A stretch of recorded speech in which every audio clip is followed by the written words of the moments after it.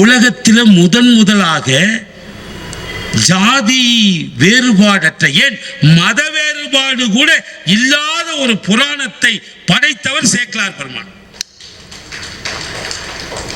நீங்க இன்னைக்கும் சிவன் கோயிலுக்குள்ள போறீங்கல்ல, நீங்க 7ஆம் நூற்றாண்டில் ஒரு மிகப்பெரிய பக்தி போராட்டம் நடந்த சேக்கிழார் பெருமான் 4286 பாட்டுல கிட்டத்தட்ட 2000 பாட்டு அந்த போராட்டத்தை பத்தினதான். சமணத்தையும் பௌத்தத்தையும் எதிர்த்து ஒரு மிகப்பெரிய ஒரு போராட்டம் 7ஆம் நூற்றாண்டிலே வெடித்தது. அதுக்கு வடக்கே தலைமை தாங்கியவர் 70 வயதுக்கு மேற்பட்ட அப்பர் பெருமான். தெற்கே தலைமை தாங்கியவர் 9 வயது ஞானசம்பந்த பெருமான். இவங்க 2 பேரும் இல்லைன்னா தமிழ்நாட்டிலே சைவம் என்றைக்கோ காணாமல் போயிருக்கும். இவங்க 2 பேர் தான் முக்கியமான படை தளபதிகள். உலகத்தினுடைய முதல் போராளி சேகுவாரான்னு பையனுக்கு சொல்லாதீங்க. உலகத்தினுடைய முதல் போராளி அப்பரடிகள்.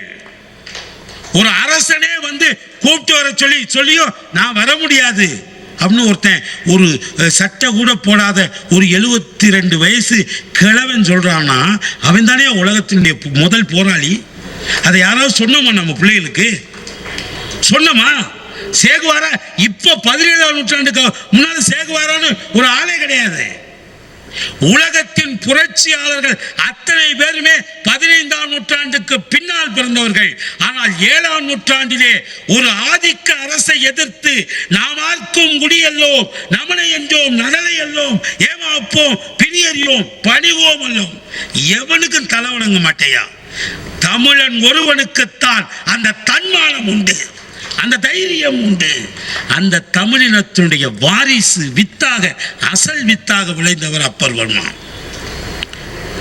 நம்ம துரதிர்ஷ்டம், அவரு 81 வயது வரைக்கும் இருந்தார். ஆனால் முதல் 20 வயது வரைக்கும் அவர் எந்த பாட்டும் பாடல. அப்பர் பெரும் பெரிய புராணம் அப்படிதான் சொல்லுது.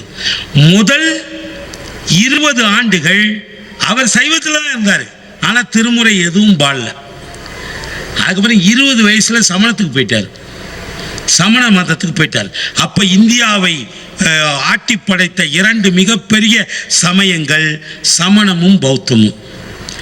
அது தமிழ்நாட்டில் ரொம்ப அதிகமாக கோலோச்சியது சமண மதம். அந்த சமணத்தில் போய் சென்றார். அங்கே அவருக்கு தர்மசேனர்னு ஒரு பெரிய பதவியும் கொடுத்து பட்டமும் கொடுத்து அவரை அவர் தான் எல்லாத்தையும் வழக்காடி சமணம் தான் உயர்ந்ததுன்னு நிலைநாட்டிட்டு இருந்தார். எத்தனை வருஷம் தெரியுமா? 50 வருஷம் சமணத்தில் தான் இருந்தார். முதல் 20 வயசு அவர் எதுவுமே பாடல, திருமுறை பாட்டே பாடலை, எந்த சிவங்கோயிலுக்கும் போல, எந்த சிவங்கோயிலும் போய் எந்த பதிவும் பாடல. அதுக்கடுத்து 50 வருஷம் சமணத்தில் போயிட்டாரு. அப்பையும் சிவபெருமான் யாரையும் நினைக்கவும் இல்லை, பாடவும் இல்லை. நினைச்சாரா என்னன்னு தெரியாது, ஆனால் பாடலை என்ன. ஆனால் கரெக்டாக 70 வயசுக்குத்தான் திலகவதியார், திருவாலவாயின் திருநீர் திலகவதியார் அளிப்ப ஒருவாறு அணிந்து கொண்டு தமக்கு உற்ற நெறி சைவம்தான் என்பதை உணர்ந்து 70 வயதிலே தான் அவர் சைவத்துக்கு வந்தார். 81 வயதில் பரிபூர்ணம் அடைஞ்சார். இந்த 11 வருஷத்தில் அவர் பாடின பாட்டு 3 லட்சம் பாட்டு. ஆனால் நமக்கு கிடைச்சிருக்கிறது வெறும் 3000 பாட்டு. அதைத்தான் 4ஆம் திருமுறை, 5ஆம் திருமுறை, 6ஆம் திருமுறையாக வச்சுருக்கோம். ஞானசம்பந்த பெருமான் பாடினதும் 3 லட்சத்துக்கு மேலே, அது கணக்கே தெரியல. ஆனால் அதுலேயும் நமக்கு கிடைச்சிருக்கிறது 3000 லட்சம் பாட்டு தான். சுந்தரமூர்த்தி சுவாமிகள் பாடினது 1 லட்சம் பாட்டுக்கு மேலே. ஆனால் அவர் பாட்டில் நமக்கு கிடைச்சிருக்கிறது 1000 பாட்டு தான். 3000, 6000, 7000 இந்த இதுதான் 3 தான் தேவாரம். அதுக்கப்புறம் 8ஆம் திருமுறையெல்லாம் திருவாசகம்.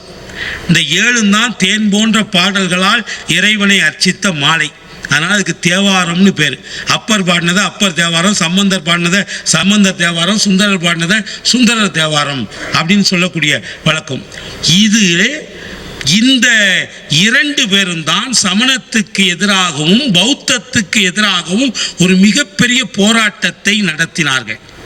சமணமும் பௌத்தமும் இங்கே இருக்கக்கூடாது. பாரதியார் இந்தியாவினுடைய சிறப்புகளை சொல்லுகிற போது, மாரத வீரர் மலிந்த நன்னாடு, பூரண ஞானம் பொழிந்த நன்னாடு அப்படியே சொல்லிட்டு வரும்போது ஒரு சிறப்பு சொல்றாரு, புத்த பிரான் அருள் பொங்கிய நாடு. ஏன்னா புத்தர் பிறந்தது இங்கேதான். மனிதர்களுடைய எல்லா துன்பத்துக்கும் காரணம் எதுனா ஆசைதான். ஆசை இருக்கிற வரைக்கும் மனிதனுக்கு துன்பம் இருக்கும். அதனால திருமூலர் ஆசை அருமின் ஈசனோடாயினும் ஆசை அருமின், ஈசன் மேல கூட ஆசை வைக்காத. அப்ப ஆசைதான் துன்பத்துக்கு காரணம் என்று கண்டுபிடித்து அதையே உலகத்துக்கு பறைசாற்றிய கௌதம புத்தன் பிறந்தது இந்தியாவில். இவர் என்ன சொல்றாரு பாரதியாரு, புத்த புரான் அருள் பொங்கிய நாடு. நீங்க புத்த புரான் அருள் பிறந்த நாடுன்னு போடலாம், புத்த புரான் அருள் செழித்த நாடுன்னு போடலாம், புத்த புரான் அருள் வாழ்ந்த நாடுன்னு போடலாம். ஆனா இது எதையும் போடாம அவர் ஒரு சொல் போட்டாரு, புத்த புரான் அருள் பொங்கிய நாடு. எது பொங்கும்? பால் தான் பொங்கும். வீட்டில் தாய்மார்கள் என்ன, இப்போ தந்தைமார்களும் பண்ணுறோம் என்ன, அடுப்பில் பாலை வச்சு நம்ம தலைவிதின்னு நினச்சிக்க வேண்டியதான். அடுப்பில் பாலை வச்சுட்டு அதை கொதிக்க வைக்கிறோம். நம்ம கொஞ்சம் கொதி மேலே வந்துருச்சுன்னா ஒரு கையில் தண்ணி எடுத்து மேலே தெளிக்கணும், இல்லை தீயை குறைச்சி வைக்கணும். இதெல்லாம் நான் அப்புறம் கற்றுக்கிட்டேன் கல்யாணத்துக்கு அப்புறம் என்ன, இதெல்லாம் குறைச்சி வச்சுக்கணும். ஒருவேளை நம்ம பார்க்காம கவனிக்காமல் வேற யார்ட்டையாவது பேசிகிட்டு இருந்தாலும் வைங்க, இது பூரா பொங்கி பூரா கீழே வழிஞ்சிரும். பானையில் பால் இருக்குமா?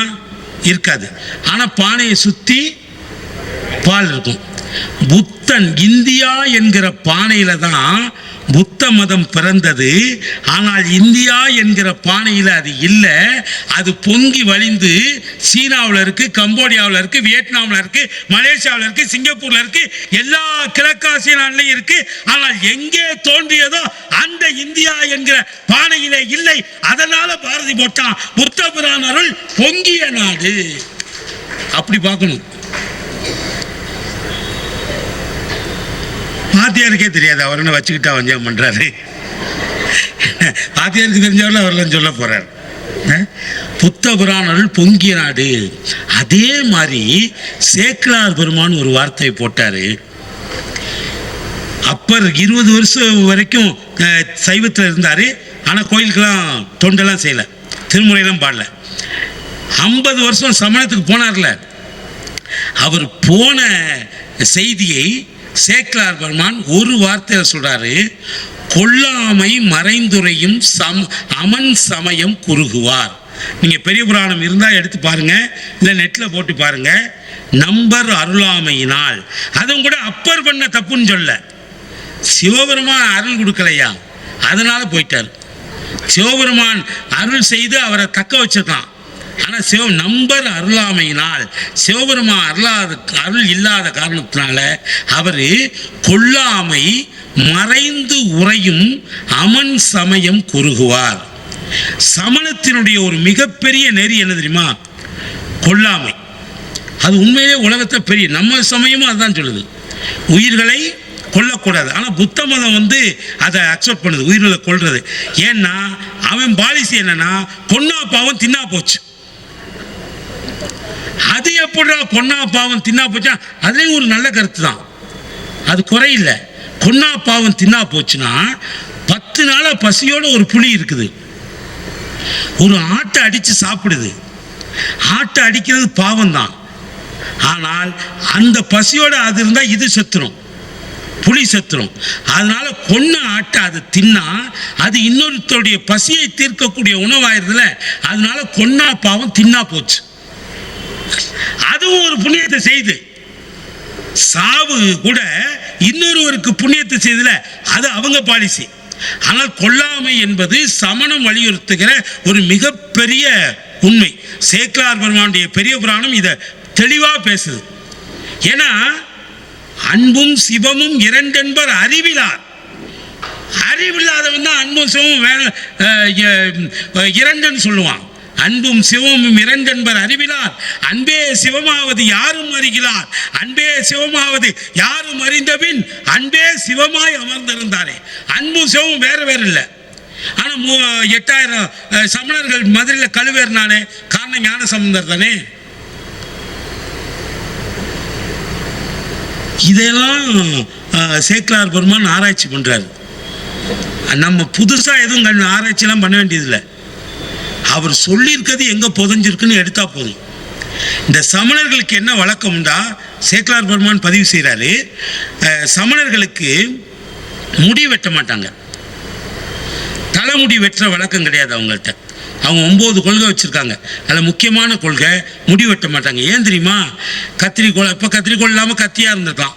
அது எடுக்கும்போது அந்த பேனு பொடுகு ஏதாவது இருக்கும்ல, அல்லது கண்ணுக்கு தெரியாத பாக்டீரியாஸ் இருக்கும்ல, அது ஏதாவது வெட்டுப்பட்டு செத்துருமேங்கிறதுக்காக முடியே வெட்ட மாட்டோம். அப்புறம் முடி வளர்ந்தா என்ன தெரியுமா செய்வோம்? ஒவ்வொரு முடியாக பிடுங்குவோம். ஏன்னா பிடுங்கிக்கிட்டா இருந்தியான்னு கேட்பாங்கல்ல, அது கெட்ட வார்த்தை கிடையாது. சமணர்கள் வழக்கத்தில் இருந்த வார்த்தை. பிடுங்கிட்டியாம்மா, நான் இப்போதான் பிடுங்கினேன், நீ எப்போ பிடுங்க போறம்மா? இல்லை, நான் சொல்ல சிரிப்பு உண்மை. இதை தேவாரத்தில் அப்பர் பெருமான் சொல்றாரு, நானும் சொல்றேன். சங்கரநாராயணன் சொல்ல, குண்டனாய் தலை பறித்து குடிமுலையார் நகை நாளாது ஒளிதருவேனை பண்டமாய் படுத்து பால்தலையில் தெளித்து தன் பாதம் காட்டி அப்பர் பெருமான் பதிவு செய்கிறார். நான் சமணத்தில் இருக்கும்போது தின்னுட்டு குண்டனா இருந்து தலைமுடிய ஒன்றுனா பிடுங்கிக்கிட்டு இருந்தேன். அதனால் யாரையும் பார்த்து என்ன பிடுங்குற வேலையாக பார்க்குறேன்னு கேட்டுறாதீங்க. அவன் உருப்படியாக பிடுங்கி இருக்கிறான். என்ன குண்டனாய் தலை பறித்து அப்பர் சுவாமிகளே அதை சொல்கிறார். சமணத்தில் இருக்கையில் நான் ஒவ்வொரு முடியாக பிடுங்கிக்கிட்டு இருந்தேன், தலை பறித்து பிக்கிறேன் அப்படின்னு. அது எதுக்காக அப்படின்னா, எந்த எறும்புக்கும் பேனுக்கு பொடுகுக்கும் கூட துன்பம் செய்யக்கூடாது. நடந்து போகும்போது மயில் தோகை இருக்குல்ல, அதை மொத்தமாக கட்டிக்கிட்டு அதால் ஒன்று அவங்க வீசுவாங்க, இல்லை கூட ஒரு சீடர்கள் அந்த தீர்த்தாங்கரர்கள் சொல்கிறாங்களா, அவங்க போகும்போது முன்னால் அவங்க போகிற வழியெல்லாம் பெருக்கிட்டே போவாங்க. ஏன்னா ஏதாவது எறும்பு காலு கடியில் பட்டு செத்துடக்கூடாது, உயிர்கொலை இல்லை, அதனால செத்துடக்கூடாது. பல்லு விளக்க மாட்டான், ஏன்னா அது பல்லுக்குள்ளே ஏதாவது இருக்கிற கிருமி செத்துரும்ல. இதெல்லாம் உண்மை. என்ன, முகம் கழுவ மாட்டாங்க, குளிக்க மாட்டாங்க. ஏன்னா எல்லா இதுலையும் பாக்டீரியாஸ் இருக்கு, கண்ணுக்கு தெரியாத நுண்ணுயிரிகள் இருக்கு. எறும்புக்கு கூட, ஏன் ஒரு பாக்டீரியாவுக்கு கூட துன்பம் செய்யக்கூடாது என்பது அவங்களுடைய கொள்கை. அதான் கொல்லாமையில சமண மதத்தை மிஞ்சறதுக்கு ஒரு மதம் கிடையாது. அப்புறம் ஏன் அவன் செய்கிற செயல்கள் அருவருப்பா இருந்தாலும் அதற்கு பின்னால் இருக்கக்கூடிய நோக்கம் புனிதமானது தானே. அப்புறம் ஏன் அவங்களை விரட்டணும்னு ஆசைப்பட்டாங்க இவங்க 2 பேரும்? அவங்களுக்கு எதிராக தானே போராட்டம் சம்பந்த பெருமானும் நாவுக்கரசன் பண்ணாங்க. என்ன காரணம் என்று சொன்னால், ஞான சம்பந்த பெருமானும் நாவுக்கரசர் பெருமானும் 7ஆம் நூற்றாண்டிலே நடத்தியது மதத்துக்கு எதிரான புரட்சி அல்ல. எல்லா மதங்களும் உலகத்தில் அன்பைத்தான் போதிக்கின்றன. ஒரு கன்னத்தில் அடித்தால் இன்னொரு கன்னத்திலையும் அடின்னு சொல்லல விவிலியம். ஒரு கன்னத்தில் அடித்தால் இன்னொரு கன்னத்தை காட்டு என்று அகிம்சையைத்தான் கிறிஸ்தவம் வலியுறுத்தியது, அகிம்சையைத்தான் இஸ்லாத் வலியுறுத்தியது, அகிம்சையைத்தான் பாரசீகம் வலியுறுத்தியது, அகிம்சையைத்தான் சமணம் வலியுறுத்தியது. ஆனால் மதங்களின் கொள்கைகளிலே வேறுபாடு இல்லை.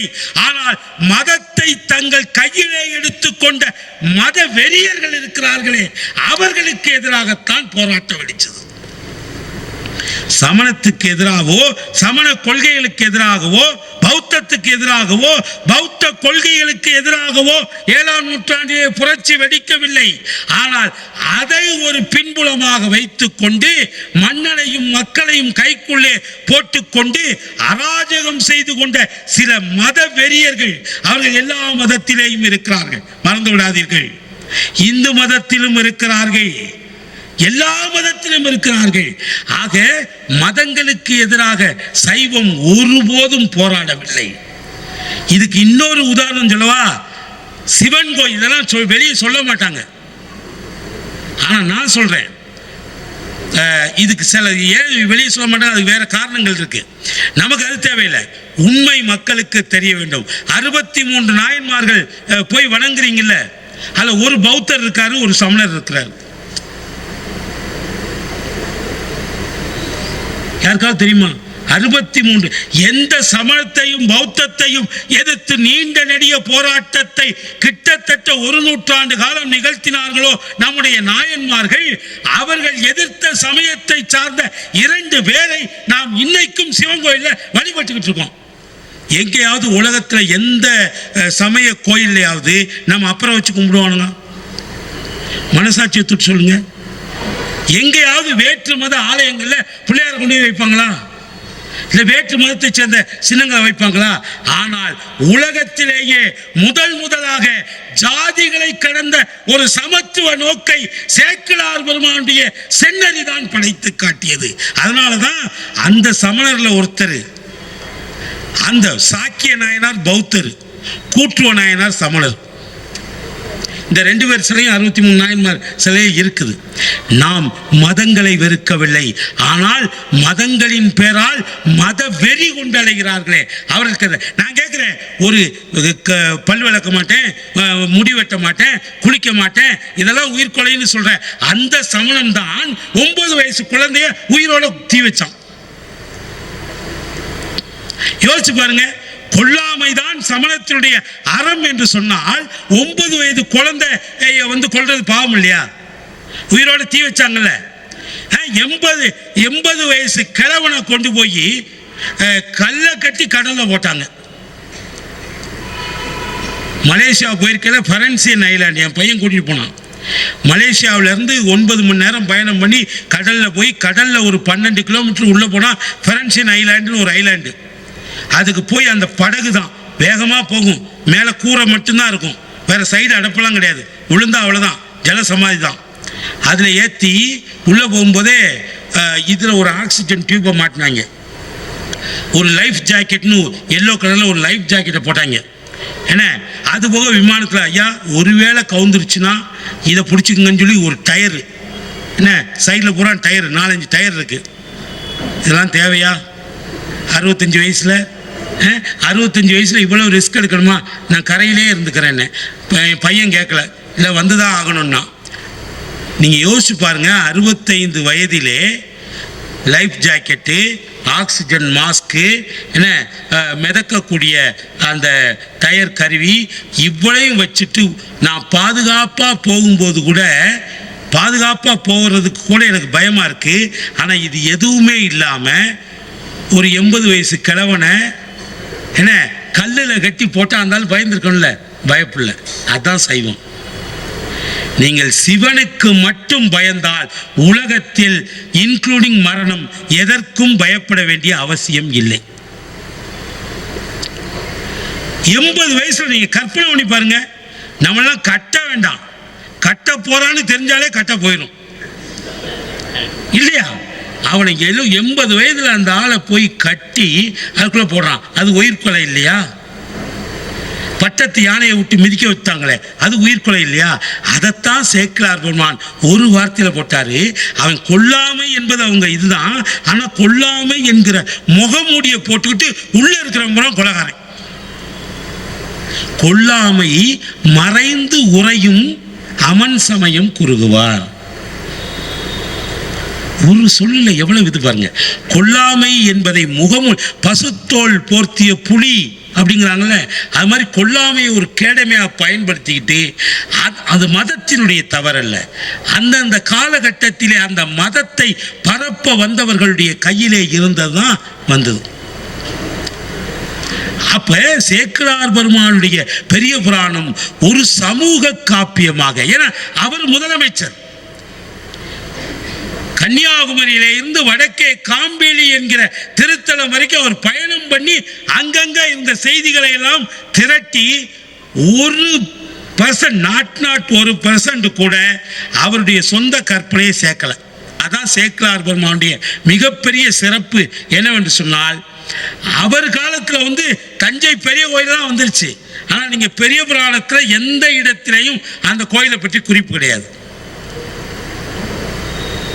அப்ப பாண்டிய நாட்டு, அப்ப சோழ நாட்டினுடைய தலைநகராக இருந்தது பழையாறை. அப்புறம் தான் தஞ்சாவூர் இருந்தது. பழையாறையை பற்றி தான் பாடினார். இன்னைக்கு உண்ணாவிரதம், எதுக்கு எடுத்தாலும் உண்ணாவிரதம் போய் உட்கார்றோம்ல. உண்ணாவிரதம் ஒரு அகிம்சை போராட்டம். மகாத்மா காந்தியடிகள் தான் அகிம்சை போராட்டத்தையே அறிமுகப்படுத்தினவர் நம்ம சொல்லிக்கிட்டு இருக்கிறோம். கிடையாது, அப்பரடிகள் தான் அறிமுகப்படுத்தினவர். பழையாறை தஞ்சையின் சோழ நாட்டினுடைய தலைநகராக இருந்த நேரம் பழையாறைக்கு போனார். அவர் எங்கே போனாலும் ஆலயத்தில் போய் சாமி கும்பிட்டுட்டு தான் சாப்பிடவே ஆரம்பிப்பார். அப்புறம் ஒரு வேளை தான் சாப்பிடுவாங்க. நண்பகல் வேலையில் 12 மணிக்கு சாப்பிடுவாங்க. 12 மணிக்கு ஒரு சாப்பாடு. நீங்கள் ஏன் அவங்க 12 மணிக்கு சாப்பிட்டாங்க தெரியுமா? 12 மணிக்கு நீங்கள் சாப்பிட்ற சாப்பாடு நேரடியாக ஆண்டவனுக்கு போய் சேரும். கடிகாரம் இருக்குல்ல, கடிகாரத்தில் முள் இருக்குல்ல, சின்ன முள் பெரிய முள், அப்போ நிமிஷம் முள் இருக்கு, அதை விட்டுங்க. இந்த சின்ன முள்ளும் பெரிய முள்ளும் ஒரு நாளையில் 2 தடவை தான் ஒன்றா சேரும். எப்போ? மத்தியானம் 12 மணிக்கு, உச்சி காலத்தில் 12 மணிக்கு 2 முள்ளும் ஒன்றா சேரும். அப்புறம் நைட்டு 12 மணிக்கு. இந்த மத்தியானம் 12 மணிக்கு சின்ன முள்ளும் பெரிய முள்ளும் ஒன்று சேருதுல, அப்ப இறைவன் நம்முடைய ஆன்மாவிலே வந்து உட்கார்ந்துறான். நிறைய பேருக்கு தெரியாது. கோயிலையும் அங்கே இங்கேயும் போய் தேடிட்டு இருக்கீங்கள, ஒரு இடத்துலையும் அவன் கிடைக்க மாட்டான். அவன் உள்ள உட்கார்ந்துருக்கானே, வெளியே தேடி என்ன பண்ண? வெளியே தேடி என்ன பண்ண? ஒரு வீட்டில் மழை விடிய விடிய பெஞ்சிட்டு இருந்தது. அந்த அம்மாக்காரி சொன்னால் மழை தண்ணியை பிடிச்சி சேகரித்து வை, அது குடிக்கிறதுக்கு எதுக்குனாலும் பயன்படுத்திக்கலான்னு வீட்டில் உள்ள பொண்ணை அனுப்பலாம். அந்த பொண்ணும் போச்சு, குளத்தையும் எடுத்துகிட்டு போச்சு. விடிய விடிய மழை கொட்டினது உண்மை. இதுவும் குளத்தை வச்சுட்டு வந்துருச்சு. விடிய விடிய குளத்தில் மழை தண்ணி விழுந்துக்கிட்டு தான் இருந்தது. மறுநாள் காலையில் போய் பார்த்தா குளத்தில் ஒரு சொட்டு கூட தண்ணி இல்லை. ஏன்னா அந்த பொண்ணு தூக்க கலக்கத்தில் போய் குடத்தை தலைமாற்றி வச்சிருச்சு, கவுத்தி வச்சிருச்சு. விடிய விடிய மழை பெஞ்சது, ஆனால் குடத்தில் தண்ணி இல்லை. ஏன்? குடம் வந்து விரிஞ்சு கொடுத்தா தான் அந்த தண்ணி சேரும். நம் இதயத்தை வாயிலை திறந்து வைத்தால் இறைவன் இங்கே வந்து உட்கார்ந்துக்குவான். நீங்கள் கவுத்தி போட்டு கடவுளை போய் கும்பிட்டா என்ன பிரயோஜனம்? இல்லையா? ஒருத்தர் பக்கத்து வீட்டுக்காரத்தில் ரொம்ப வருத்தப்பட்டு இருந்தார். பையன் எங்கே பணம் வச்சாலும் தொலைஞ்சு போயிடுது. அலமாரில் வச்சாலும் எடுத்துகிட்டு போயிடறான், அரிசி டப்பாவில் வச்சாலும் எடுத்துகிட்டு போயிடறான், புளி டப்பாவில் வச்சாலும் எடுத்துகிட்டு போயிடறான், எங்கே வச்சாலும் எடுத்துகிட்டு போயிடறான் அப்படின்னாரு. உடனே இவர் சொன்னார், பக்கத்து வீட்டுக்காரர் சொன்னார், ஒரே ஒரு இடம் இருக்குது, அங்கே வைங்க, எடுக்கவே மாட்டான். எங்கன்னா அவன் பாட புஸ்தகத்தில் வச்சுருங்க. அவன் ஓப்பன் பண்ணாத ஒரே இடம் அதுதான். அவன் ஓப்பன் பண்ணாத ஒரே இடம் அதுதான். நாம் இதயத்தை இன்னும் ஓப்பன் பண்ணலை. நாம் ஓப்பன் பண்ணாத ஒரே இடம் அதுதான். கோயிலில் தேடுறோம், குளத்தில் தேடுறோம், ஊராக தேடுறோம், ஐயப்பன் கோயிலில் தேடுறோம், அத்திவரத்தில் தேடுறோம், காஞ்சிபுரத்தில் தேடுறோம், எல்லா இடத்துலையும் தேடுறோம். ஆனால் அவன் உள்ளே வந்து உட்கார்ந்துருக்கான். நட்டகல்லை தெய்வம் என்று 4 புஷ்பம் சாற்றியே சுற்றி வந்து மொனமொனென்று சொல்லும் வந்து ஏதடா நட்டகல்லும் பேசுமோ நாதன் உள்ளிருக்கையில். நீங்க இறைவன் உள்ள இருக்கிறான்னு நீங்க முதல்ல நம்பணும். அப்படி நம்புனீங்கன்னா இறைவன் உட்கார்ந்து இருக்கிற இடத்துல அழுக்காறு, அவா, வெகுளி இதெல்லாம் இருக்காது. கோபம் இதெல்லாம், ஏன்னா இறைவன் இருக்கிற இடத்த சுத்தமாக வைக்கணுமே அப்படிங்கிற ஒரு அக்கறை வந்துடும். அதனால இந்த 12 மணிக்கு, பகல் 12 மணிக்கு சின்ன முள்ளும் பெரிய முள்ளும் ஒன்றதில்ல. அப்ப சிவன் ஜீவனிலே ஒடுங்குகிற நேரம்.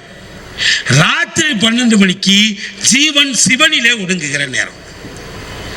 அதனாலதான் நம்ம யோகிகள், ஞானிகள், நாயன்மார்கள்லாம் 12 மணிக்கு சாப்பிட்டாங்க. அதனாலதான் அந்த இதுக்கு என்ன பேர் தெரியுமா?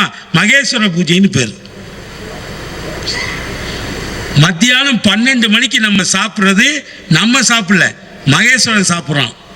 ஆனால் மகேஸ்வர பூஜைன்னு பேர். ஒரு வேளை சாப்பிட்றவன் யோகி. மத்தியானம் 12 மணிக்கு தான் சாப்பிடணும். ஒரு வேளை தான் சாப்பிட்டான். அவன் 120 வயசு வரைக்கும் இருந்தான். நம்ம 5 வேளை சாப்பிட்றோம், 50லேயே போய் சேர்ந்துடும். சாப்பாட்டுக்கும் உயிர் வாழ்க்கைக்கும் சம்மந்தமே இல்லை, சம்மந்தமே கிடையாது. ஒரு வேளை சாப்பிட்றவன் யோகி, 2 வேளை சாப்பிட்றவன் போகி, சம்சாரத்தில் உள்ளவங்க. 3 வேளை சாப்பிட்றவன் ரோகி, வியாதியஸ்தன். 4 வேளை சாப்பிட்றேன் துரோகி, அவன்லாம் நடமாடவே விடக்கூடாது. அவன்லாம் ஊற்றி மூடி பால் ஊற்றிடணும். என்ன 4 வேளையும் சாப்பிட்டு இவன் 7 வேளையெல்லாம் திங்கிறானே. இந்த பீஸான்னு ஒன்று கொண்டு வரான், அதெல்லாம் வேண்டாம், ராத்திரி போய் சாப்பிடணும். ரைட். என்ன அப்போ நாயன்மார்கள் அதை இவர் ஞானசம்பந்த பெருமான் இருக்கார்ல, என்ன திருப்பெருகு சிவஞானம் பவமதனை அறமாக்கும் பாங்கினில் ஓங்கிய ஞானம் ஓமையிலா கலைஞானம் உணர்வறிய மெஞ்ஞானம் தவ முதல்வர் சம்பந்தர் தான் உணர்ந்தார் அந்நிலையில். 3 வயதில் அவரை கூட்டிகிட்டு போனாங்க. சிவபாத இருதயர் கூட்டிகிட்டு போனார் கோயிலுக்கு. அங்கே ஞானத்தின் வடிவாக இருக்கக்கூடிய அம்பிகையுடைய அமுதப்பாலை குடிச்சிட்டு அவர் திருமுறையினுடைய முதல் பாடலை அங்கே அருளி செய்தார். அதை சேக்கிழார் பெருமான் பதிவு செய்கிறார் அந்த நிகழ்ச்சியை. அப்ப தவ முதல்வர் சம்பந்தர் தாம் உணர்ந்தார் அந்நிலையில். தவ முதல்வர் சம்பந்தர், அவருக்கு 3 வயசு. அவர் கோயிலுக்கே அப்பாவோட தான் இப்பதான் வந்திருக்கிறாரு. ஆனா அவரை தவ முதல்வர் அப்படின்னு பெரிய புராணம் சொல்லுது. அவர் என்ன தவம் பண்ணாரு, எதனால அவர் தவத்தினுடைய முதல்வரா அவரை சொல்றாங்க அப்படின்னா அது ஒரு செய்தி இருக்குது.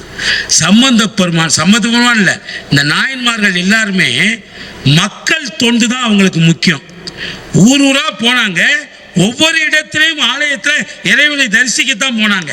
ஆனால் இறைவனை தரிசிப்பதற்கு முன்னால் எங்கேயாவது ஒரு ஏழையின் குடிசையிலே அழுகுரல் கேட்கிறது என்று சொன்னால் அங்கே போய்விட்டு அதற்கு பிறகுதான் ஆண்டவன் பூஜைக்கு போவாங்க. கோயில் சாத்தினாலும் பரவாயில்ல, இதே ஆண்டவன் பூஜையா நினைச்சு போயிடுவாங்க. இப்படி சொன்ன முதல் நூல் பெரிய புராணம் தான். கடவுள் மக்கள் தொண்டே மகேசன் தொண்டுன்னு பின்னால கட்சியெல்லாம் எடுத்துக்கிடுச்சு. அதை முதல்ல சொன்னவர் சேக்கிழார் பெருமான் தான் சொன்னார். என்ன திருமருகல்னு ஒரு இடம், ஞானசம்பந்த பெருமானுக்கு அப்போ 9 வயது. அந்த திருமருகல் ஆலயத்துக்கு அவர் போறார். ஒரு அற்புதமான ஒரு செய்தி. திருமருகல் என்கிற அந்த திருத்தலத்துக்கு அவர் போறாரு. கோயில் வாசலுக்கு, கோயில் ஒரு 50 அடி தூரத்தில் இருக்கு. இங்க போகும்போதே ஒரு திண்ணை, ஒரு சத்திரம். அந்த சத்திரத்தினுடைய திண்ணையிலே இருந்து ஒரு அழுகுரல் வருது, ஒரு பெண்ணுடைய அழுகுரல். உடனே சம்பந்த பெருமான் என்ன பண்ணாரு, கோயிலுக்கு போறதை நிப்பாட்டார். கூட வந்தவங்களாம் சொன்னாங்க, கோயில் நட சாத்திடக்கூடாது, நீங்க நம்ம அங்கே போயிட்டு வருவோம்னாங்க. வேண்டாம், எங்கே நோய் இருக்கிறதோ அங்கே தான் வைத்தியனுக்கு வேலை. எனக்கு இறைவன் இங்கே தான் இருக்கிறார், நான் அதை தான் போய் பார்ப்பேன்னு போனார். போனால் அங்கே ஒரு பிரேதம், ஒரு கொஞ்ச வயசு பையன், ஒரு 16-17 வயசு பையன், அவன் செத்து கிடக்கிறான். அவன் பக்கத்தில் ஒரு பொண்ணு உட்காந்து மார்லையும் வயிற்றுலையும் அடித்து அழுதுகிட்டு இருக்கான். இவர் போய் என்னன்னு கேட்டார். அது பக்கத்தில் உள்ளவங்க தான் அந்த பொண்ணோட கதையை சொன்னாங்க. பக்கத்தில் திருமருகளுக்கு பக்கத்தில் வைப்பூர் என்று ஒரு இடம், அங்கே தாமன் என்று ஒரு வணிகன், தாமன் என்று சொல்லக்கூடிய ஒரு வணிகன், அவனுக்கு 7 பொம்பளை பிள்ளைங்க. 5 பிள்ளை பார்த்தா அரசனும் ஆண்டி ஆவான்னு பழமொழி. ஆனால் அவருக்கு 7 பொம்பளை பிள்ளைங்க. ஆனால் பெரிய நிலச்சுவார்ந்தார், பெரிய வணிகர், அதே மாதிரி பெரிய ஜமீன்தார். அங்குள்ள நிலம் கூட அவருக்கு தான் சொன்னோம். வைப்பூர் தாமன் ஊரில் பாதி, அந்த வைப்பூர் கிராமத்தில் பாதி அவருக்கு தான். அவர் நில கலப்புலங்க தான். இதெல்லாம் கவனிக்கிறதுக்கு ஒரு ஆள் வேணும். அந்த ஆள் கொஞ்சம் கருமி, யாருக்கும் வேலைக்கு போனால் சம்பளம் கொடுக்கணும்ல. ஆனால் என்ன பண்ணாரு, இந்த 7 பொம்பளை பிள்ளைகளுக்கும் ஒரு முறமாமையன் ஒருத்தர் தான். அவனை கூப்பிட்டாரு. அவன் ஒரு ஈச்சவாயன். அவனை கூப்பிட்டு மாப்பிள்ள, மூத்த பொண்ணு இருக்கால, அவளை கண்டிப்பாக உனக்கு தான் கல்யாணம் பண்ணி தர போகிறேன். இந்த காடு கரையெல்லாம் இருக்குல்ல, அது நீ தான் மூத்த மருமகன், நீ தான் கட்டி ஆளணும், நீ தான் கவனிச்சுக்கணும். அதனால் மூத்த பொண்ணு உனக்கு தான், இந்த வேலையெல்லாம் நீ பார்த்துக்கோ அப்படின்ட்டான். இவனும் மாக்குன்னு மாடாக வேலை பார்க்குறான். காலையிலேருந்து ராத்திரி வரைக்கும் அந்த மாடு கண்ணை பார்க்கறது, வயக்காட்டை பார்க்கறது, நெல்லுமுடி அறுக்கிறது, அப்படி இப்படி எல்லா வேலையும் அவனே மாடாக பார்த்துட்டு இருக்கான். ஆனால் இந்த வணிகன் இருக்கானே தாமன், அவன் என்ன பண்ணான், ரகசியமாக வேற நண்பர்கள்ட்ட சொல்லி ஒரு பெரிய பணக்கார இடத்துல மூத்த பொண்ணுக்கு மனம் பேசிட்டான். மூத்த பொண்ணுக்கு மாப்பிள்ளையை பார்த்து அந்த ஆளுக்கு நிச்சயமும் பண்ணியாச்சு.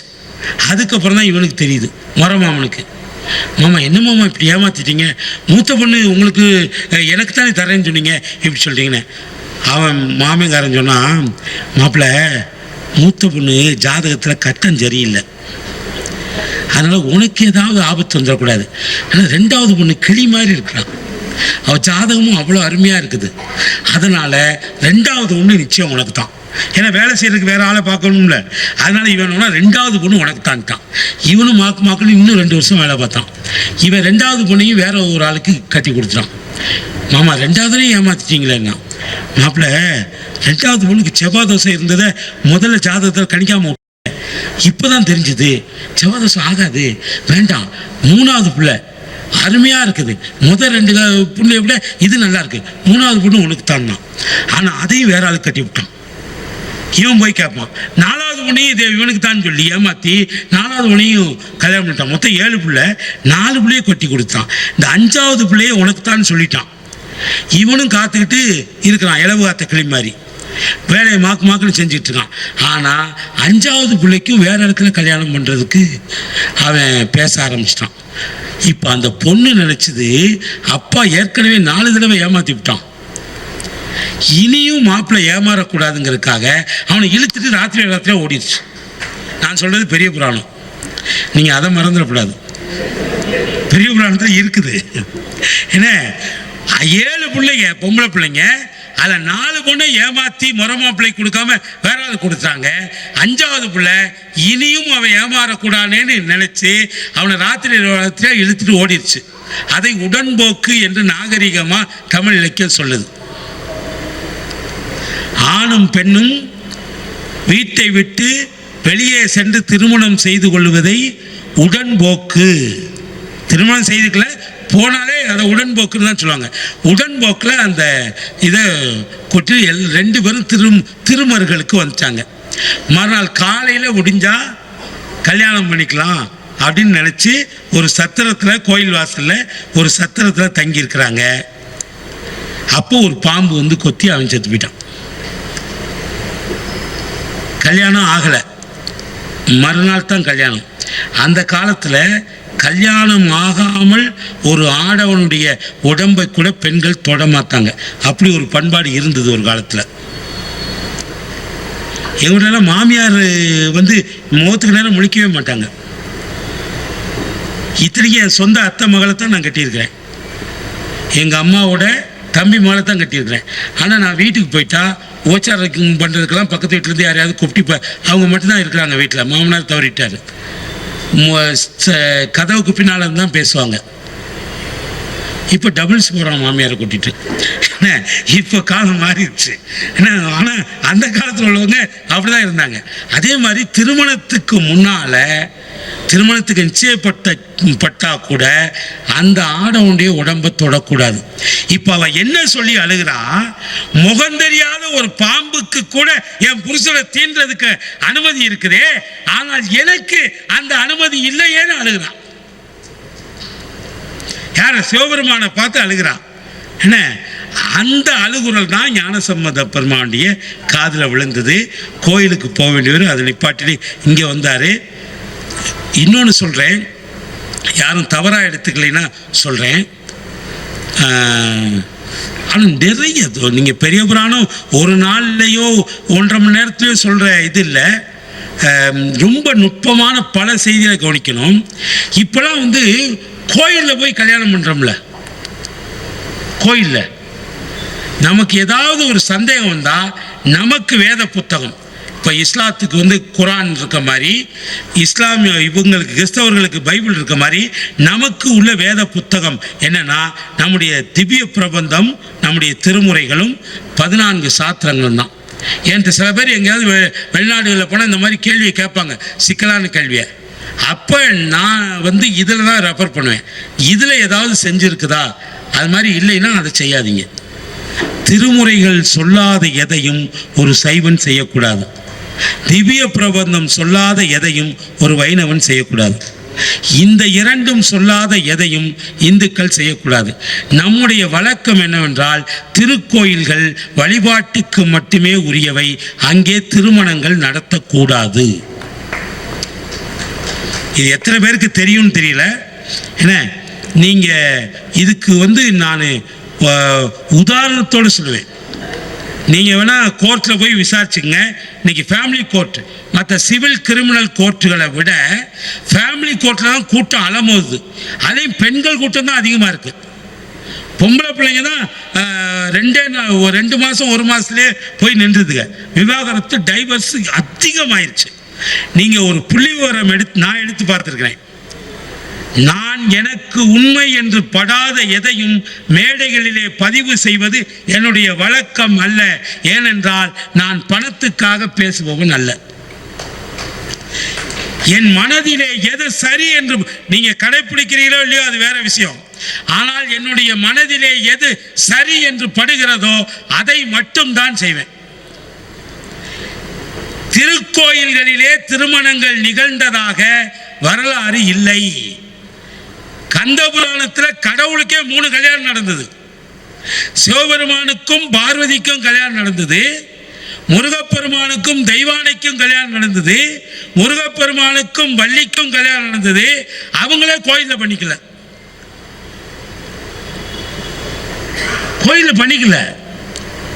இன்னைக்கு எப்படி இந்த வழக்கம் வந்ததே தெரியல. இதை நான் கோயிலில் போய் பேச முடியாது. கோயில்காரன் சண்டைக்கு வந்துடுவோம். அடுத்த மீட்டிங்க்கு கூப்பிட மாட்டான். ஏன்னா இதை வச்சு தான் நாங்கள் பொழப்பு 2000 3000 பணம் கட்டி தானே திருமணங்கள் நடத்துகிறாங்க. இன்றைக்கு உங்களுடைய ஞாபகத்துக்கு சொல்லுகிறேன், சொந்த வாழ்க்கையிலும் அனுபவம் உண்டு. கோவில்களில் நடைபெறக்கூடிய திருமணங்களில் 175% திருமணங்கள் விவாகரத்தில் தான் முடிந்திருக்கின்றன. நீங்கள் கோயிலுக்கு போனால் அருள் கிடைக்கும், மணமக்கள் ரொம்ப நாள் சந்தோஷமாக இருப்பாங்கன்னு சொல்கிறீங்களே. என்னுடைய சொந்த வாழ்க்கையிலே அனுபவம் உண்டு. 2 திருமணங்கள் நான் சொல்லியும் கேட்காம கோயிலுக்கு போனாங்க. அதில் 2மே இன்றைக்கு டைவர்ஸ் கோர்ட் நடந்துகிட்டு இருக்குது. இது உண்மை. கோயிலில் போய் சாமி அருள் கிடைக்கிறதா இருந்தால் இந்த டைவர்ஸ் வரைக்கும் ஏன் போகுது?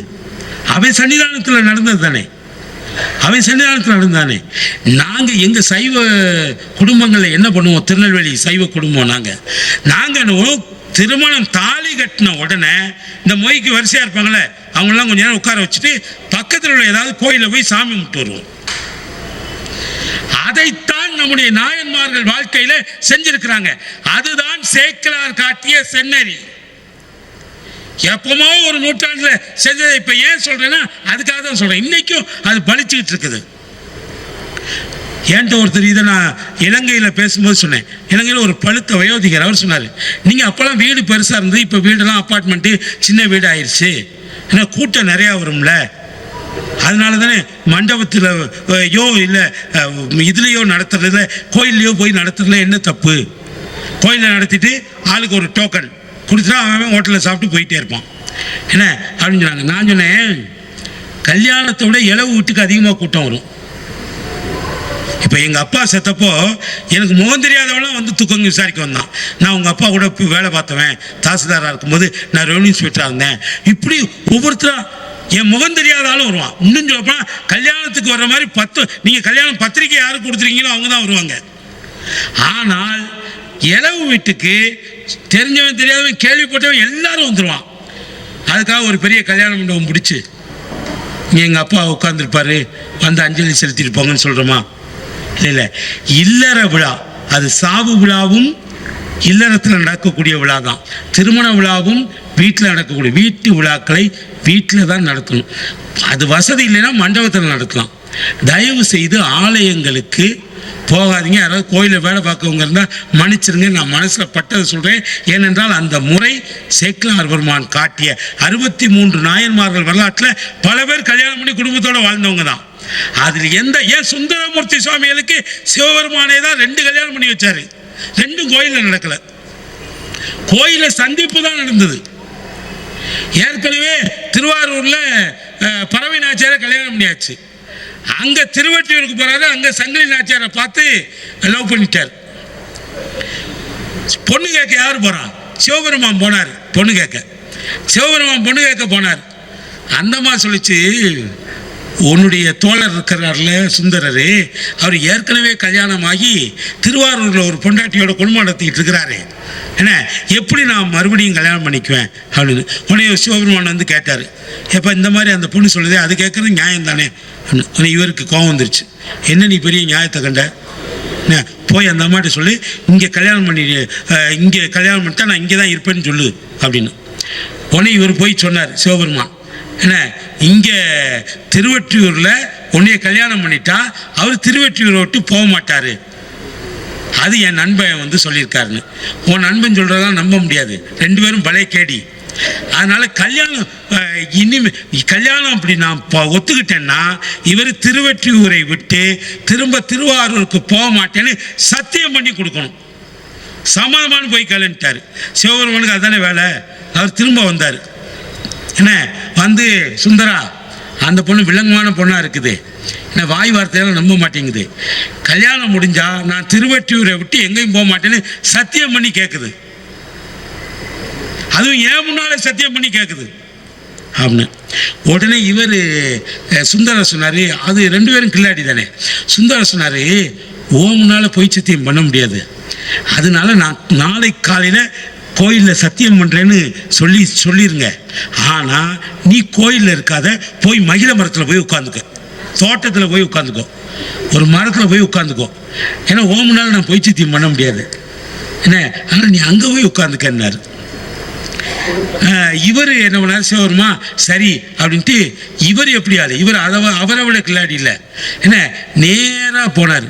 போய் சங்கிலி நாச்சியார்கிட்ட சொன்னார், ஏம்மா இந்த மாதிரி அவன் சத்தியம் பண்ண சம்மதிச்சிட்டான், ஆனால் அவன் கோயிலில் வச்சு சத்தியம் பண்ணுவான், நீ அதுக்கு ஒத்துக்காத, மகிழ மரத்தடியில சத்தியம் பண்ணணும்னு சொன்ன.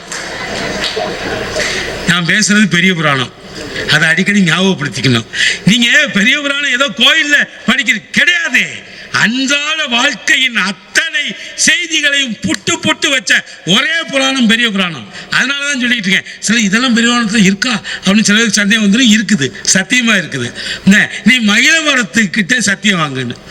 உடனே மறுநாள் காலையில் வந்தோடனே சத்தியம் பண்ண போனார் சுந்தர். உடனே சிவபெருமான் சொன்னார், எப்பா அந்த பொண்ணு வந்து மகிழ மரத்தில் வந்து சத்தியம் பண்ண சொல்லியிருக்குன்னு. இவருக்கு தெரிஞ்சு வச்சு சிவபெருமான் தான் புள்ளையும் கிள்ளி விட்டு தொட்டிலையும் ஆட்டிருக்கிறாருன்னு. என்ன அதை மாதிரி வேற வழி இல்லை, அங்கே போய் சத்தியம் பண்ணாரு, அதனால கண்ணு ரெண்டும் அவிஞ்சு போச்சு. இன்னைக்கு சுந்தரமூர்த்தி சுவாமி பார்த்தா கையில் கம்பு தான் வச்சிருப்பாரு.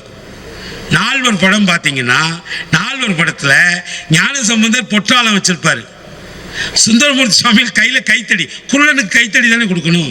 அது நம்மளால படத்தில் கூட புராணத்தை சொன்னேன். சரி, இப்போ ஞானசம்பந்த பெருமானுக்கு வருவோம்.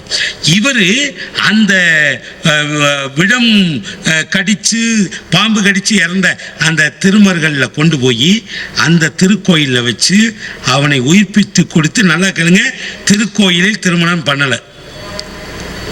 எந்த இடத்திலே அரவம் தீண்டியதோ அந்த சத்திரத்துக்கு கொண்டு வந்து திருமணம் பண்ணிட்டு அதுக்கப்புறம் தான், அதுக்காக தான் அந்த செய்தியை சொல்ல வந்தேன். ஏன்னா அதை இன்னும் நான் நுட்பமாக அதை பற்றி பல ஆய்வுகள் மேற்கொண்டுகிட்டு இருக்கேன். ஏனென்றால் உண்மையான சமய நெறி எது என்பதை நீங்கள் தெரிந்து கொள்ள வேண்டுமென்றால் சேக்கிழார் பெருமானுடைய நூலுக்குள்ளே தான் போயாகணும்.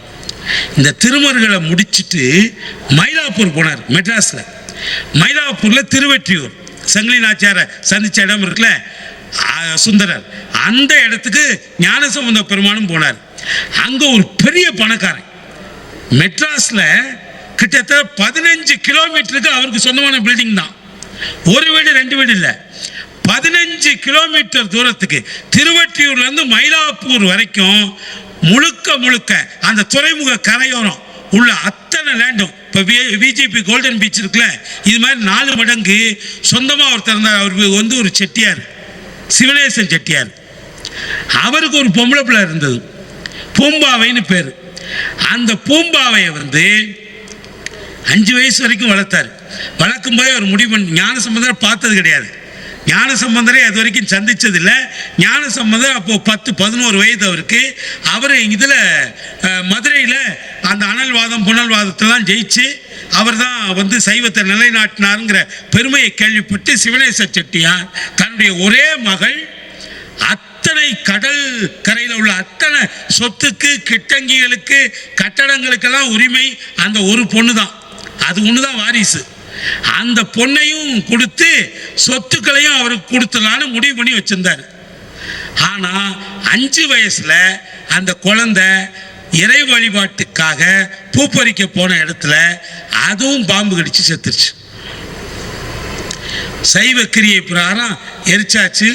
எரிச்சாலும் அந்த அஸ்தியை, அந்த எலும்பு இருக்குல்ல, எலும்பையும் சாம்பலையும் சேர்த்து ஒரு குடத்தில் வச்சு குடத்தினுடைய வாயை ஒரு வெள்ளை துணியால் கட்டி அதை கொண்டு போய் பூஜை ரூமில் இல்லை, இன்னும் நிறைய சொல்லலாம் டைமில், பூஜை ரூமில் செத்தவங்க படத்தையே வைக்கக்கூடாது. சில பேர் தாத்தா பாட்டி இதெல்லாம் வைப்பாங்க, வேறு அறைகளில் வைக்கலாம். பூஜை அறையில் கடவுளை தவிர வேறு படங்கள் மாட்டக்கூடாது. அதுவும் பெரிய புராணம் தான் சொல்லுது. இந்த அஸ்தியை கொண்டு போய் இப்போ சில பேர் பூஜை ரூமில் கூட வைக்கிறாங்க. என்ன, அதை தனியாக ஒரு இடத்துல வச்சிட்டார். வச்சு கிட்டத்தட்ட ஒரு 6 வருஷம் 7 வருஷம் கழித்து ஞானசம்பந்த பெருமான் அங்கே வர்றாரு. அப்போ நல்ல கேளுங்க, ஞானசம்பந்த பெருமானுக்கு வயது 16, நல்ல இளம் பருவம். 16 வயது, நல்ல வாலிப பருவம், டீனேஜ் 16, டீனுக்குள்ளே தானே வருது. ஏன்னா டீனேஜ், ஒரு டீனேஜ் பாய் சம்பந்த பெருமான். அவர் திருவெற்றியூருக்கு வந்திருக்காரு. 15 கிலோமீட்டர் தள்ளி மயிலாப்பூர். இப்போ மயிலாப்பூர் கபாலீஸ்வரர் ஆலயம் இருக்குல்ல, தேவி வந்து இறைவனை மயில் ரூபத்தில் வழிபட்ட இடம், அதனால தான் அதுக்கு மயிலாப்பூர்னு பேர். அது கடற்கரை ஓரமாக இருந்தது. இன்னும் வெளிப்படையாக சொல்ல போனால் இன்னைக்கு சாந்தோம் சர்ச் இருக்குல்ல, அந்த இடம் தான் மயிலாப்பூர் கோயில், கபாலீஸ்வரர் கோயில் அங்கே தான் இருந்தது. அப்புறம் வேற்று நாட்டவர்கள் படையெடுப்புனால கொஞ்சம் கொஞ்சமாக தள்ளி உள்ளே கொண்டு வந்துட்டாங்க. அந்த இடிக்கப்பட்ட அந்த கோயிலில் உள்ள அந்த கல்வெட்டுகள், அந்த கற்களை கொண்டு வந்து அதையும் ஒரு 80-100 கல் தான் கிடச்சிது. அதை கொண்டு வந்து தான் இப்போ இருக்கிற இடத்துல கட்டினாங்க. 300 இன்னிலேருந்து 300 வருஷத்துக்கு முன்னால் தான் இந்த கோயில் வந்தது. ஆனால் நான் சொல்கிறது அந்த கடற்கரை ஓரமாக உள்ள அந்த கோயில், கடற்கரை ஓரமாக அந்த கடலெண்ணெய் தாளாட்டும் திரு மயிலைனே பாடுறார் ஞானசம்பந்த பெருமான் தேவாரத்தில். நான் இருக்கிறது சொல்றதுக்கு எல்லாத்துக்குமே ஆதாரம் இருக்கு. கடல் அலைகள் தாளாட்டக்கூடிய மகாபலிபுரம் கோயில் மாதிரி தான் மயிலாப்பூர் கோயில் இருந்திருக்கு. அங்கே தான் அவர் தரிசனத்துக்காக வர்றாரு. சிவனேஸ்வர செட்டியாருக்கு தெரிஞ்சது விவரம். உடனே என்ன பண்ணாரு, 15 கிலோமீட்டருக்கு பதாகைகள், பெரிய வண்ண இது பூக்கள் எல்லாம் வச்சு 15 கிலோமீட்டர் தூரத்துக்கு, என்ன பெரிய, அப்போ ஃப்ளெக்ஸ் எல்லாம் கிடையாது, அப்படியே இருந்தாலும் ரோட்லலாம் வைக்க மாட்டாங்க. என்ன, அவன் அந்த மாதிரி பெரிய அந்த பதாகைகள்லாம் போட்டிருக்குது. என்ன, அங்கேருந்து அவர் வர்றாரு. இவர் எதிர்கொண்டு பாதி தூரத்தில் எதிர்கொண்டு சிவனேஸ்வர செட்டியார் அவர் அழைக்கிறாரு. அழைச்சிட்டு நேராக வர்றாங்க. வந்து திருக்கோயிலுக்கு செல்லுவதற்கு முன்னால் இவருடைய வீட்டை கடக்கணும். ஒவ்வொருத்தரும் வெவ்வேறு காணிக்கைய ஞானசம்பந்த பெறுவாங்க. ஏன்னா இறைவனுடைய அருள் பெற்று முத்துச்சிவிகையும் பொற்றாளமும் முத்துப்பந்தரும் பெற்ற குழந்தை இல்லையா, ஞான குழந்தை இல்லையா, 3 வயதில் அமுதப்பால் குடிச்சது இல்லையா, அதனால் காலடியில் எத்தனையோ காணிக்கையை கொடுக்குறாங்க. இவர் ஒரு வித்தியாசமான காணிக்கையை கொண்டு வந்து வச்சாரு. பானை கலையம், அது வெள்ளை துணி மூடி இருக்கு.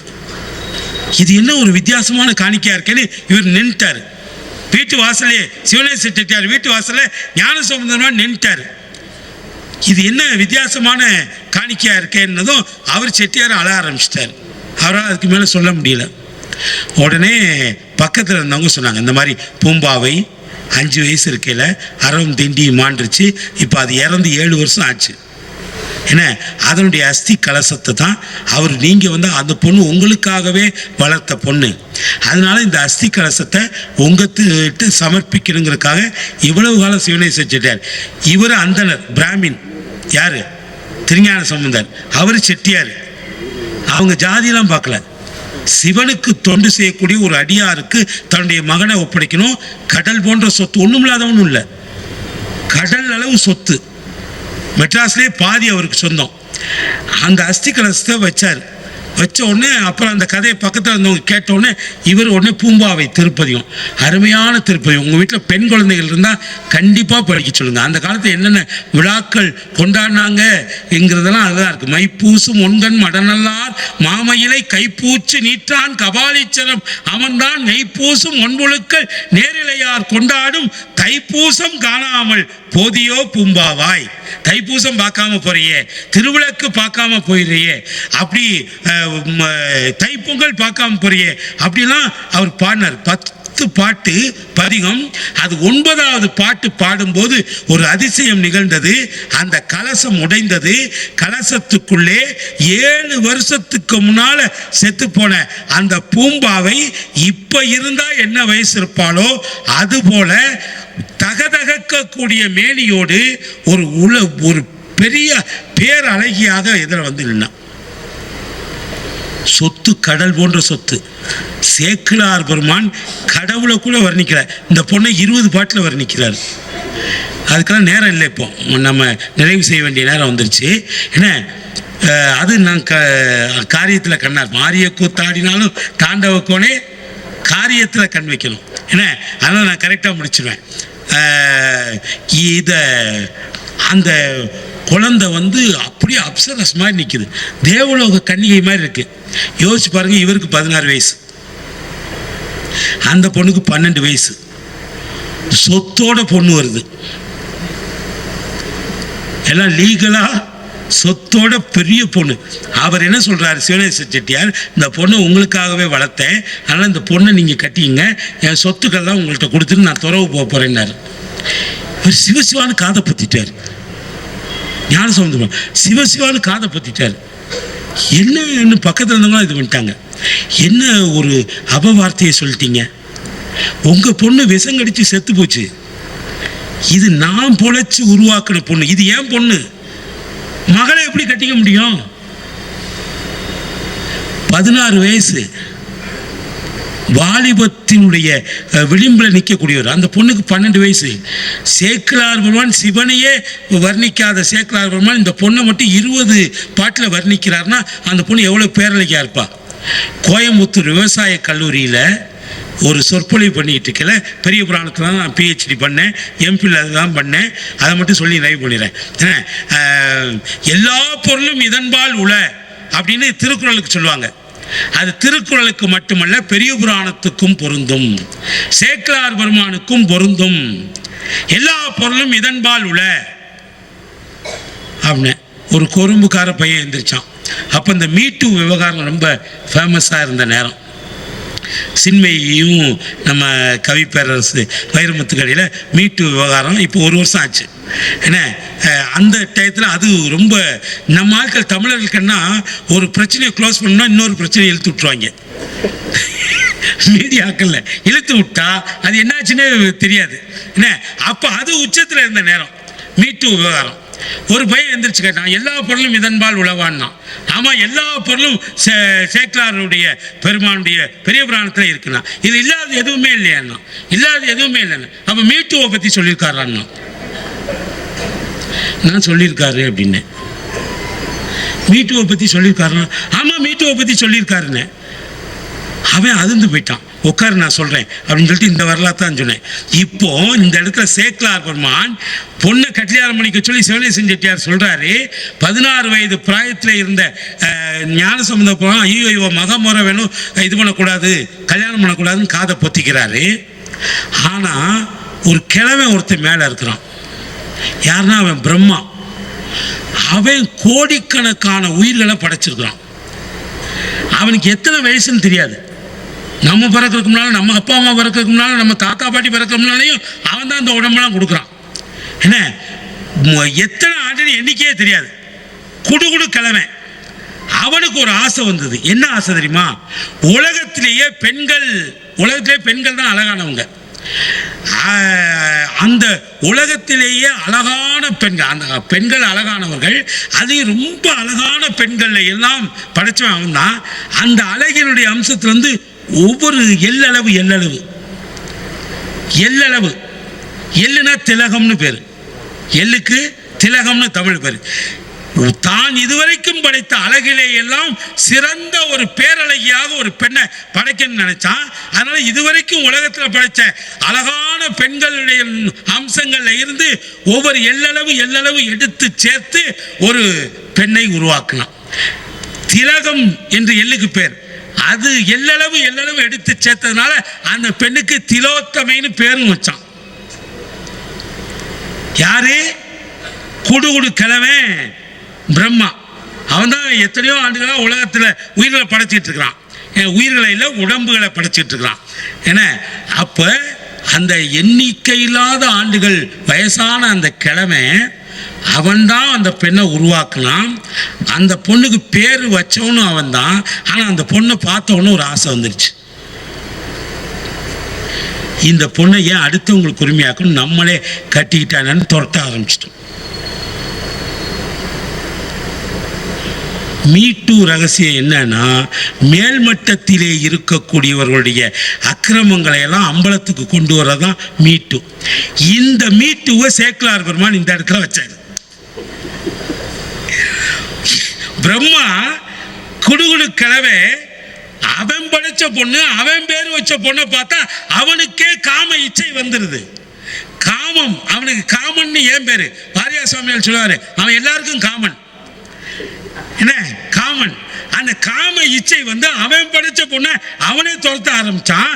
ஆனால் இளமையின் வாயில் படியிலே இருக்கக்கூடிய 16 வயது ஞான சம்பந்தர் தனக்கு எதிரே திலோத்தமையை விட 1000 மடங்கு அழகு படைத்த பெண் இருந்தாலும் அந்த பெண்ணை மகளாக நினைத்தார் என்று சொன்னால், பிரம்மாவை விட இந்த மண்ணிலே பிறந்த ஞானசம்பந்த குழந்தை பெரியதல்லவா?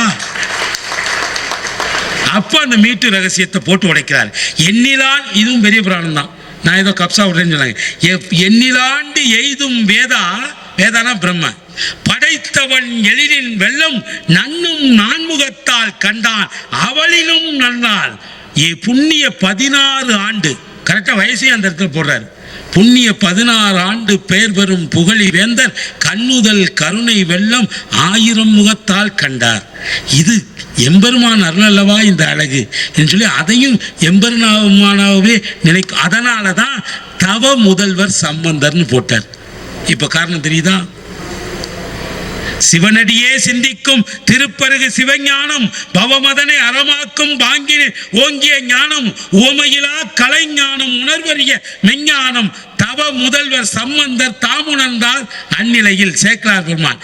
ஏன் தேவையில்லாத ஒரு வார்த்தையை கூட சேக்கிழார் பெருமான் ஒப்புக்காகவோ ஓமைக்காகவோ அழகுக்காகவோ கூட அவர் சேர்க்கிறது கிடையாது. அதுல அந்த தவ முதல்வர்னு போட்டதுக்கு காரணம் 16 வயதிலே கூட எந்த காம இச்சை, விஸ்வாமித்திரரே அந்த காம இச்சைக்கு பலியாகித்தாலே மேனகையுடைய நலத்தை பார்த்து மயங்கினாரு. ஆனால் இந்த மண்ணுலக குழந்தை காமத்தையும் வென்றிருந்தால் அதுதான் உண்மையான தவம். அதனாலதான் தவ முதல்வர் என்று சொன்னார். ஆக சேக்கிழார் பெருமானுடைய பெரிய புராணத்தை கடந்த 2 மணி நேரத்திலே ஏதோ கொஞ்சம் கடுகளவு தான் பார்த்துருக்கிறோம். நீங்கள் மற்றவர்களுக்கு கொடுக்கிற மரியாதை தான் உங்களுக்கு திரும்ப வரும். மங்கையர்க்கரசியாராக இருந்தாலும், திலகவதியாராக இருந்தாலும், என் நாவுக்கரசராக இருந்தாலும், அப்பராக இருந்தாலும் எல்லோரையும் அவர் இவர் என்றுதான் சேக்கிழார் பெருமான் அழைத்தார். அதனால் தான் இன்னைக்கும் கூட கம்பன் பாடினான், கண்ணதாசன் எழுதினான், கம்பன் ஏமாந்தான்னு ஒரு கவிதை எழுதினான் நிழல் நிச்சயமாக படத்துக்காக. கம்பன் ஏமாந்தான், கம்பன் எழுதினான், பாரதி எழுதினான், வள்ளுவன் எழுதினான். ஆனால் சேக்கிழார் எழுதினான்னு ஒருத்தரும் சொல்ல முடியாது. இதுவரைக்கும் யாரும் சொன்னது கிடையாது. ஏனென்றால் அவர் அப்படி யாரையும் சொல்லல. நீங்கள் அடுத்தவர்களுக்கு என்ன மரியாதை கொடுக்கிறீர்களோ அந்த மரியாதை உங்களுக்கு வரும். சின்ன குழந்தையா இருந்தாலும் எல்லோரையும் அவர் இவர் என்று அழைத்து பெருமைப்படுத்திய காரணத்தினால் இன்றைக்கும் சேக்கிழார் பெருமானை அவன் என்று எந்த பேச்சாளரும் சொல்ல மாட்டார்கள். அதற்கு காரணம் சேக்கிழார் பெருமான் வகுத்து தந்த செந்நெறி. ஜாதி சமய இருள்களுக்கு அப்பாற்பட்டு என்னை பொறுத்த மட்டில் சேக்கிழார் பெருமானை நாம் சிவன் கோயிலுக்குள்ளே சிறை வைத்து விட்டோம். அவரை சமூக வீதிகளிலே உலாவ விட்டிருந்தால் எத்தனையோ நெறிகளை, எனக்கு தெரிந்து திருக்குறளுக்கு அடுத்தபடியாக உலக மக்களுக்கு உன்னதமான நெறிகளை உணர்த்தக்கூடிய ஒரு காப்பியம் உண்டு என்று சொன்னால் அது சேக்கிழார் பெருமான் அருளி செய்த பெரிய புராணம் தான். அந்த செந்நெறியிலே நாடு நடைபெற வேண்டும். ஒன்னே ஒன்று சொல்லி நான் நிறைவு செய்கிறேன். இன்னைக்கு ப்ளூ கிராஸ் எல்லாம் வந்துருச்சு. ப்ளூ கிராஸ் வந்துருச்சுல, ப்ளூ கிராஸ் வந்துருச்சு. மிருக வதை செய்தால் அதுக்கு தப்பு. அதை விட இந்த மாட்டை நம்ம அடக்கிறதுக்கே கேஸு எத்தனை போட்டு அதெல்லாம் மீறி வந்தோம். ஆனால் ஒரு பசு அதனுடைய கன்று இறந்து, இவர் இப்போ 63 நாயன்மார்களைத்தானே பாட வந்தார். அந்த பக்தியை மட்டும் பாடிட்டு போயிருக்கலாம்ல? இல்லை. அதுக்கு முன்னால் மனு நீதி சோழன் வரலாறு தான் முதல்ல சொன்னார். நீங்கள் இன்னைக்கு ஒரு எம்எல்ஏவை பார்க்கறதுனால அப்பாயின்மெண்ட் ஃபிக்ஸ் பண்ணி பார்க்கணும். ஆனால் அந்த காலத்தில் ராஜாவை பார்க்கறதுக்கு மனுஷன் இல்லை, ஒரு மாடு கூட நேரடியாக போய் பார்க்கலாம். சொன்னது சேக்கிழார் பெருமானுடைய பெரிய புராணம். ஆராய்ச்சி மணி அடித்தோன்னு அவன் போனான். அதுக்கு உற்ற இடர் என்னன்னு பார்த்தான். இடருக்கு தன்னுடைய மகனையை பலி கொடுக்கறதுக்காக அந்த ஒரே ஒரு குழந்தை, வம்சம் தலைக்க வந்த ஒரே வாரிசு அவன் தான். ஒரு மைந்தன் தன் குலத்துக்கு உள்ளான் என்பதும் உணரான், கருமம் தன் வழிச்சல்கை கடன் என்று தன்மைந்தன் மருமம் தன் தேராளி உறவுர்ந்தான் மனுவேந்தன். இன்னைக்கு அவசரமாக காரை ஓட்டி எத்தனை உயிர்களை அடித்து தள்ளிக்கிட்டு போகிறோம். ஆனால் ஒரு பசுவுக்கு கூட, ஒரு பசுவினுடைய கன்றுக்கு கூட தீமை செய்தான் என்பதற்காக சொந்த மகனையே போட்டான்னா அந்த நாட்டிலே எப்படி இருந்திருக்கும்? குற்றம் செய்தவன் யார் என்று பார்க்க மாட்டேன். இப்பெல்லாம் நீதிமன்றத்தில் ஏன் கண்ணை கட்டிட்டாங்க தெரியுமா? குற்றம் என்னன்னு தான் பார்க்கணுமே தவிர குற்றம் செஞ்சவன் யாருன்னு பார்க்கக்கூடாது. அவன் மந்திரி மகனா, எம்எல்ஏ மகனா, வட்ட செயலாளர் மகனா, இந்த கட்சிக்காரனா பார்க்கக்கூடாது. அந்த பாரபட்சம் கூடாதுங்கிறத கண்ணை கட்டியிருக்கிறாங்க. அது மனுநீதி சொல்ல. அதனால தான் மனு தர்மத்தில் தான் ஈபிகோ சட்டமே, இந்தியாவுடைய அரசியல் சட்டத்தை அம்பேத்கர் எழுதும் போது மனு தர்மத்தை அடிப்படையாக வச்சு அவர் எழுதின காரணம் தான். குற்றம் செய்தவன் அரசனா அரச மகனாலாம் பார்க்கறதில்ல, செய்த குற்றம் என்ன. இதை இன்னொரு அன்னக்காவடி செஞ்சிருந்தா என்ன தண்டனை கொடுப்பீங்க? அந்த தண்டனை தான் ஏன் மகனாக இருந்தாலும் கொடுக்கணும் அப்படின்னு சொல்லி செஞ்சாங்க. அப்படிப்பட்ட அரசனி பக்தியையும் தாண்டி பல விஷயங்கள் சேக்கிழார் பெருமானுடைய செந்நெறியிலே புதைந்து கிடக்கிறது. எனக்கு வாய்ப்பு கிடைத்தால் இந்த சேக்கிழார் பெருமானுடைய செந்நெறியை பற்றிய 10 நாள் பேசுவேன். நீ பேசுவடா, நாங்களாம் இருப்போமா? நீங்க இருக்கிற மாதிரி பேசுவேன். நீங்க இருக்கிற மாதிரி பேச வைக்க எனக்கு தெரியும். இவ்வளோ பெரிய மண்டபம், இவ்வளோ பெரிய ஏற்பாடு இல்லாட்டினாலும் பரவாயில்ல, ஏதோ ஒரு ஆலயமோ ஏதாவது ஒரு வீடு, யாராவது தனவந்தர்கள் உங்களுடைய வீடு பெருசாக இருந்தால் பெரிய புராணம் சொல்ல சொல்ல இனிக்குதடான்னு முருகன் பாட்டு சொல்லுவாங்க. சேக்கிழார் பெருமானுடைய செந்நெறி சொல்ல சொல்ல இனிக்கக்கூடிய சுரங்கம். அதிலே கொஞ்ச நேரம் நுழைவதற்கான வாய்ப்பை இந்த ஆன்மீகத்தில் ஆனந்தம் வழங்கியமைக்காக என்னுடைய நெஞ்சார்ந்த நன்றிகளை மீண்டும் மீண்டும் இந்த தலைவர், பொருளாளர், செயலாளர், ஒருங்கிணைப்பாளர்கள் அனைவருக்கும் தெரிவித்துக் கொண்டு என்னுடைய உரையை நிறைவு செய்கிறேன். மீண்டும் சந்திப்போம். நன்றி, வணக்கம்.